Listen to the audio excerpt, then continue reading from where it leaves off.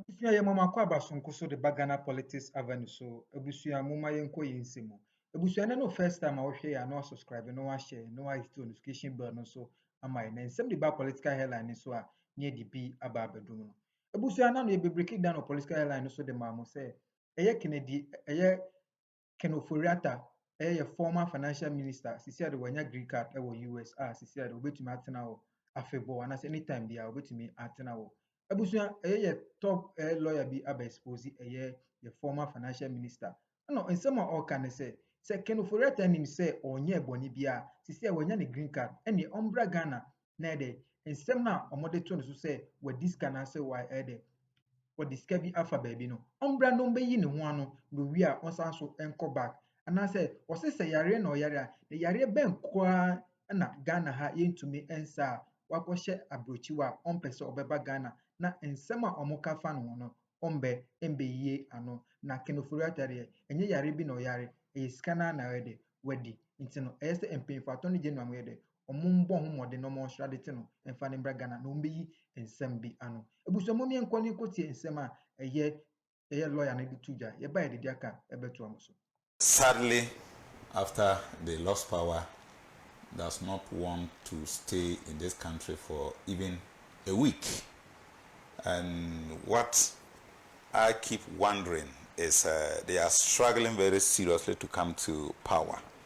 So, yes, it is not anything that is going to be possible, but assuming that that is possible in 2029, you be asking yourself whether this man will still want to come back to this country and call himself a Ghanaian, walk in the streets of Ghana or not.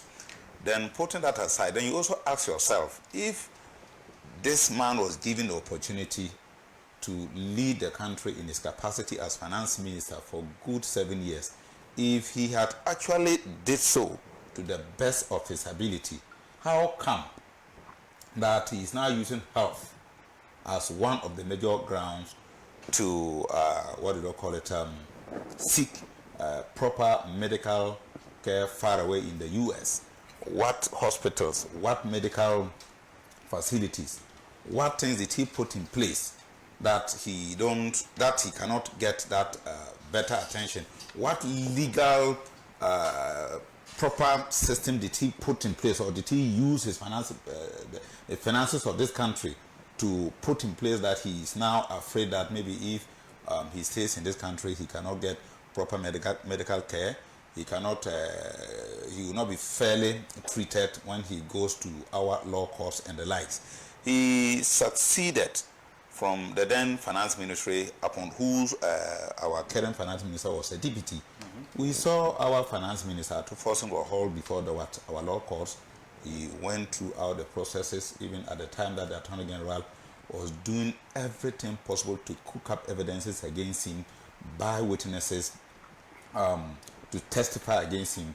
Yes, the now finance minister, Èxp0sès, stood his grounds with his lawyers, and he was able to exonerate himself, and now he is holding the office of the finance ministry, and we are seeing the good things that are happening to this country. And so, yes, and here we are, and I will not be surprised, even in this studio, you will see some among us trying to defend this. And at least, you said we should be sincere as we can. How can somebody who managed our finance ministry for 7 years doesn't want to appear before court? His colleagues. I think he was not the only minister. The time he was the finance minister was the same time that we were having the highest numbers of ministers in this country. So far, how many ministers are in court? Probably either none for now, or few, if any at all. Few. I know of other people who are also in court, but they are not in their capacity as ministers. So yes, if you do the right thing, you leave your ministry, you will still be walking on the streets free. But if you do the wrong thing, or if you are suspected to have allegedly commit a crime whilst in office, at least make yourself available and then answer some questions. And so he went on and on and on. At the time, I think we were told that his residence permit had expired in the US. He did all his best because after all, he looted enough. They robbed the state as much as they can. He can go for all the best lawyers on earth. And so some of us are not surprised that he has ended up securing what do you call it, the green card in his favor to have his permanent stay in the US. But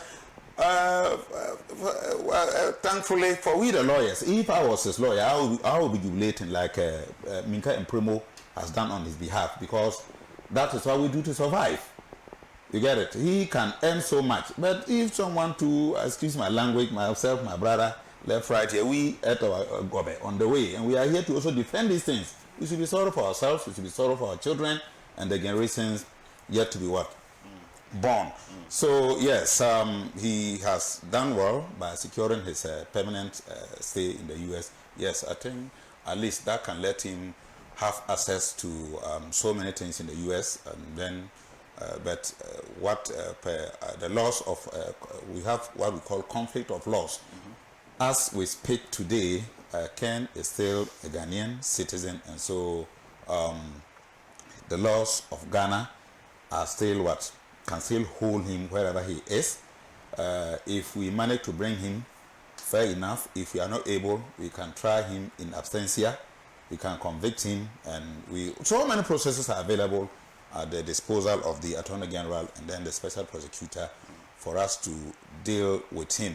And so, yes, the two are completely distinct. That is going to court to secure the green card, and then putting in a request by this republic or by our republic for the extraditing processes to bring back Ken to face justice. And so if some people who are quick to defend the whole wrongdoing of Ken Ofori-Atta, even if this flooding has even made them homeless, they will still come. You see them on Facebook, all social media, television stations, and they are defending all this kind of nonsense, excuse my language. And so be it. But whatever it is, this what's the name, green card is not an immunity to prevent Ken from what do you call it, facing the charges he's currently put before the law courts. And so the extradition request is still in process. And so if anything at all, maybe in law, if anything at all, the green card can be used as a persuasive argument when it comes to he not trying to come back to Ghana to face justice in the extradition process. But I don't think the US, just like any other countries, will not shield a fugitive like Ken from facing justice for all the injustices he has caused to our motherland. And so I am very hopeful that with the Attorney General, the Special Prosecutor, and then the legal team that they have, we will do everything possible to bring him back to this country to face justice. And so the late Prof. Mills once said that the wheels of justice grind slowly. And so, yes, people should not lose confidence in the system. We are sure that we will soon get there. If we are able to bring him back on time, I believe the Attorney General knows when to go for trial in absentia, and then after which we have seen the former Maslock boss. Anytime you want to talk, they want to reference that. Even in that case, the very the former finance minister can even be fingered, because while you prosecuted him, you saw all those audit reports, and yet you went ahead to commit payments into it. So as for Ken, you turn left, they'll be charged for him. You turn right, they'll be wrongdoing. You go forward, it's not for going, and so it's all over. So yes, we will not sleep, we will not rest until Ken is brought back to face justice. That is what I can say for now. Right. Thank you very much, Honorable Isif Mahmood is Member of Parliament for the good people of Binduri in the Upper East region of Ghana. He's also a private legal practitioner. Saka Sali has just joined us. Saka, you are not patriotic at all. Oh, I am. Everybody's wearing Ghana jersey. You pay. Oh, I'm very patriotic. You see, listen. one of the colors of Ghana It's green. is a green. So he has no. So I decided to wear the green. The green, right? And he decided to go for black. Black Star. The Black Star is part of Ghana's colors. Yeah, I mean, okay, I'll grant that. But you see, the black star is not the dominant color of the Ghana flag. But he went for a dominant black. But they are called the Black Stars. Oh. I knew some of So mine. I'm saying, I mean, we are green. I mean, if you look at the green. Maybe he's a farmer. It's actually maybe a farmer because it's a farming season. Anyway, but did you people discuss the match, the ball? Oh, we spoke. I spoke briefly. We haven't. What actually. did you say? Oh no, maybe at the end we'll do. At the end, I promise we'll talk about it. Okay. We'll talk about it. Okay. We'll talk about it. So what's happening now? No. Right now we are having conversations about. We're having fun. We are talking about your former finance minister, Chaka. I mean, some of the conversations that me and you have on the side relative to this matter, I'm surprised that when you come on air, you don't say these things. Why? Oh, I say them. You say them. Yeah. Everything that I discuss with you in privacy, I say them. You say them on TV. Yes. But I want to find out from you. Would you rather have Ken Ofori-Atta here in Ghana so that he face all the charges that have been leveled against him by the OSP, or you think that right now it will be in his best interest to continue to stay in the United States?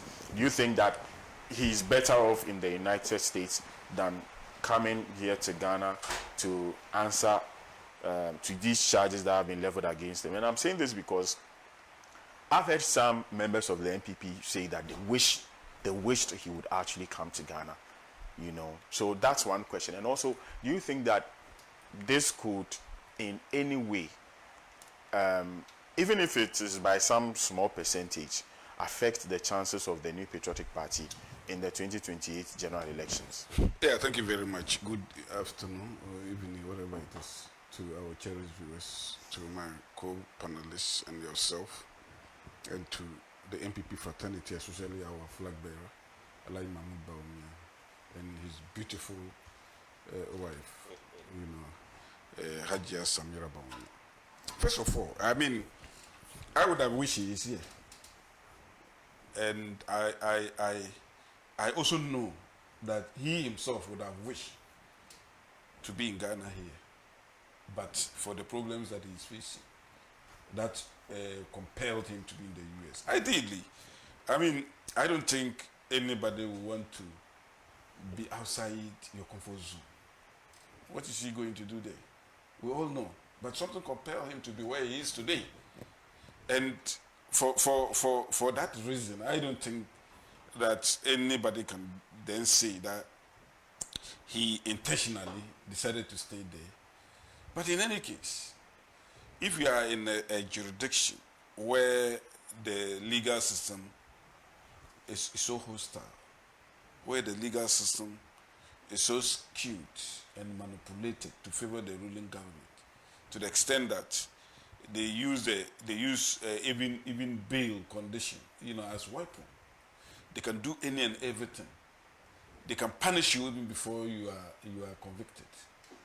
Your punishment, you can be incarcerated for years or days or months, even before your real incarceration. You can be declared guilty even before you are convicted of the offense. And my brother, Honorable Èxp0sès, sitting here, has already done that, has already convicted him. Even though, as a lawyer, I was shocked.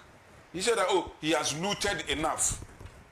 He used the word that Ken Ofori-Atta has looted enough, and therefore but you and I cannot do that. I mean, on what ground are you saying he has looted the monies of Ghana?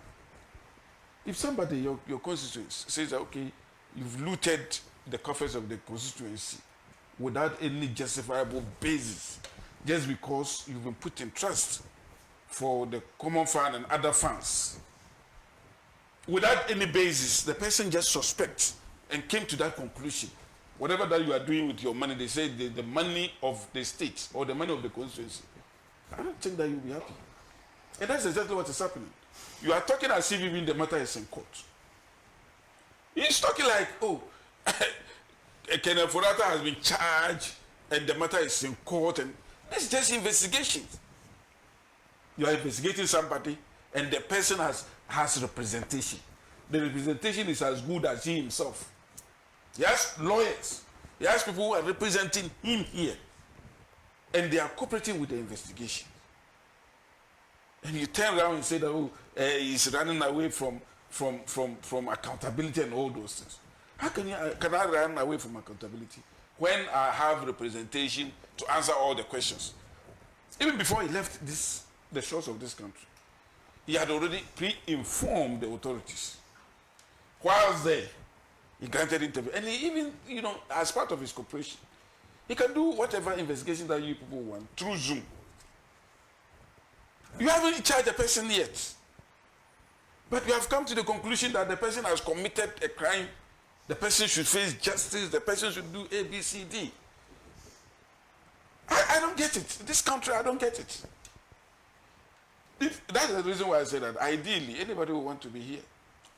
But if you have people who are even lawyers who talk like this, nothing will encourage you to come to this country, to come and face their hostility, their persecutions. That's the point I'm making. And for me, I think that the Ofori-Atta issue would have no effect in the electoral fortunes of the MPP. Because it's a personal thing. It has nothing to do with the MPP. It's a personal thing. He decides, or his self-condition dictates that he cannot be in the jurisdiction. You want him to come here and die. After all, when you were in opposition, you were praying, you were marching everywhere, saying people should die. And all those things. And this is not the first time. Even when MPP was in power, Ken Ofori-Atta, for health reasons, was even unable to come and do some of the duties as a finance minister. You remember the last budget was read on his behalf by Oseche Mensa Bonsu. So it's not. Is that the more reason for which he should have left a long time ago? He left. Didn't he leave the scene? When it was a little too late, it matters. He eventually left. When it mattered little, actually. No, it didn't matter little. When it mattered little. It didn't matter. Better late Saka, than never. I mean, I'm saying these things. But you see, how? Saka. Yes. I mean, this is not in defense. No, I'm saying of anything. Yes, but I'm saying these things. I'm interjecting. I'm saying these things based on what some key members of your own party have said. You understand? Which member is that? Like, for instance, we had over 80 MPs in Parliament in 2022 asking the President of the Republic to relieve the finance minister. He relieved him. On what conditions? On what conditions? When did he relieve him? But he relieved him. When? The point is that he relieved him. When did he relieve him? Oh, the question I don't know is the when. dates, but I'm saying that. When it was just about a few months to elections. No. That was when it happened. Months. No, I remember. Not a few months. Saka, he was relieved a few. I think he was around. Is over a year or so. No, it wasn't over a year. Oh, please. It wasn't over a year. Please. Atta was appointed somewhere around December or so, 2023. So I'm finding. Yeah, 2023, the ending embers of 2023, and it means that Ofori-Atta was relieved over a year before the election. So, but that is not even the point. The point is that the U.S. government knows exactly what is happening. Have you gotten the date? I'm coming. Ofori-Atta did not technically resign. He was relieved of his duties as finance minister by President Nana Akufo-Addo on 14th February 2024, okay. Valentine's Day. Okay, all right. 2024. It was just about. No problem.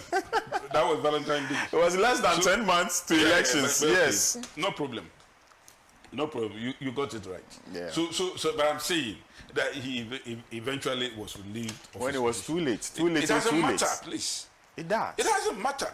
Well, who give the appropriate date? It matters. Who give the appropriate date? Saka. What is that appropriate date? Saka, you see, I'm not having an argument with you. Yes. I'm only telling you that there are people, there were members of members parliament. can be wrong. Well, it doesn't matter. That so what? 89 of them were wrong. 100 can be wrong. How many of them did you have? I'm saying 89 of them were wrong. Even say 100 can be wrong. Well, So we are talking about possibilities here. Yeah. I'm not saying they were wrong. yes. But just because they were 89 or so doesn't But do you know, make their action right. No, but do you know what actually made us believe that their actions were right or was right? Because after Ofori-Atta left the scene, the economy started improving.